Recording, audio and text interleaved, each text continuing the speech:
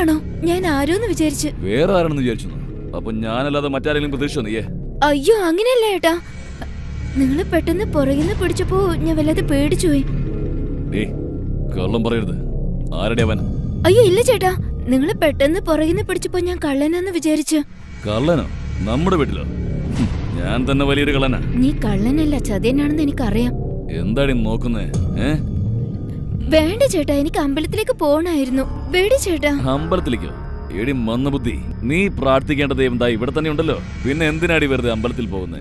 ഇല്ല ചേട്ടാ, അമ്പലത്തിലേക്ക് പോയി വന്നിട്ട് പിന്നെ നോക്കാം. ഭാര്യ എന്ന് പറയുന്നത് വിശക്കുമ്പോ ആഹാരം തരുന്നവളാ, ആഗ്രഹിക്കുമ്പോ സന്തോഷം തരുന്നവളും. മനസ്സിലാവുന്നുണ്ടോ നിനക്ക്? വേണ്ട ചേട്ടാ, പ്ലീസ് ചേട്ടാ. ഒന്ന് ആഗ്രഹിച്ചു പോയി. ചേട്ടാ പറഞ്ഞ കേക്കട്ടെ, എന്നെ വിട്ടേക്കേട്ടാ. ഞാൻ പറയുന്നത് നീയാ കേൾക്കേണ്ടത്. ഇല്ല ചേട്ടാ, എന്തോടി ആവശ്യമില്ലാതെ സംസാരിച്ചോണ്ടിരിക്കുന്നു?